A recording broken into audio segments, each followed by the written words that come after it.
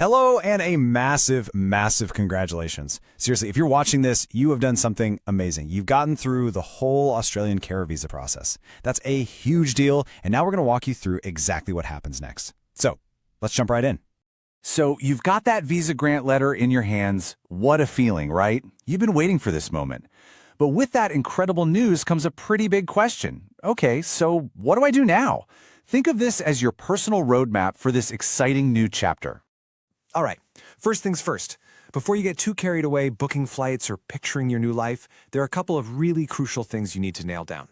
This first part is all about getting prepared.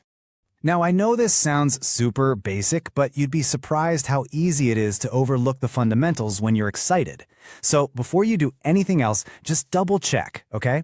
Make sure your passport is valid and you've got your visa grant information handy. A smooth trip always starts with having your documents in perfect order. Okay, this right here, this is probably the single most important piece of information in that whole grant letter. Find the first entry arrival date. Circle it, highlight it, put it in your phone with 100 reminders. This date is your absolute deadline to activate your visa by entering Australia. It's non-negotiable.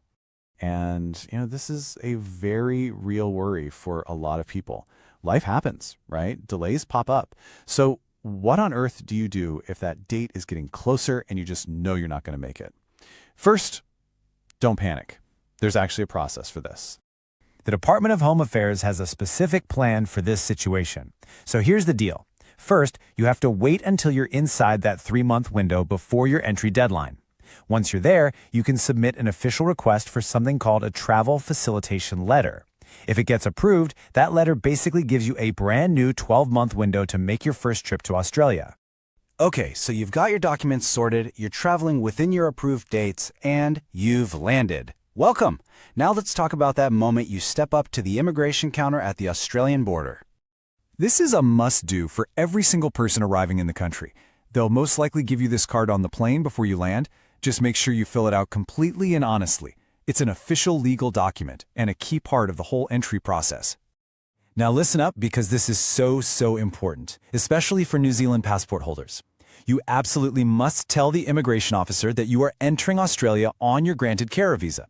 If you don't say anything, you could be automatically granted a different visa, the special category visa, and that could cause major headaches down the road for your journey to Australian citizenship. So the key takeaway here is, speak up. You made it through the border. Welcome to Australia for real this time.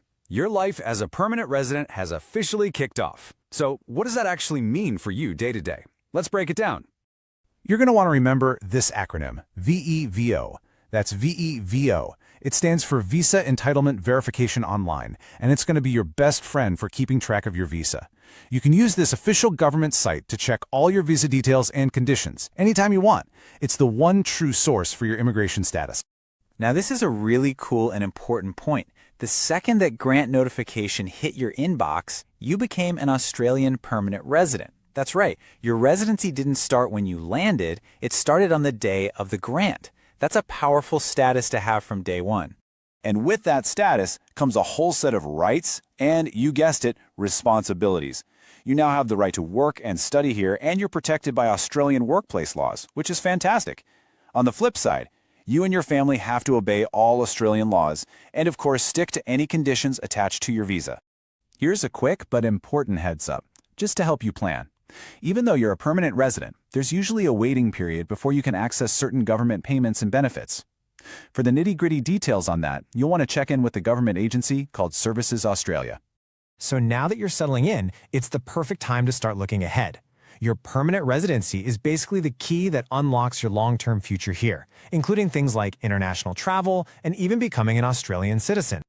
I want you to focus on this number, 5. Your permanent visa comes with a 5-year travel facility. What does that mean? It means for the first 5 years, from the day your visa was granted, you can leave Australia and come back as many times as you need to. So what happens when that 5-year travel pass is about to expire? Well, you've got two main options to keep your travel freedom. You can either apply for what's called a Resident Return Visa, or RRV, which extends your travel rights. Or you can take that next massive step and apply to become an Australian citizen.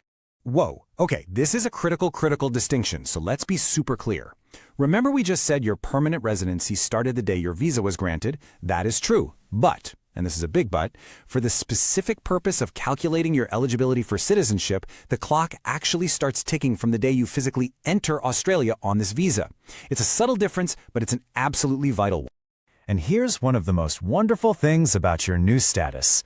As a permanent resident, you might be able to sponsor other eligible family members to come and join you here in Australia, helping you build a new future all together.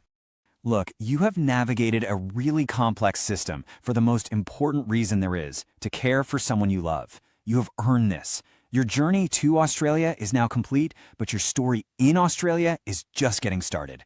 So the only question left is, what will you build?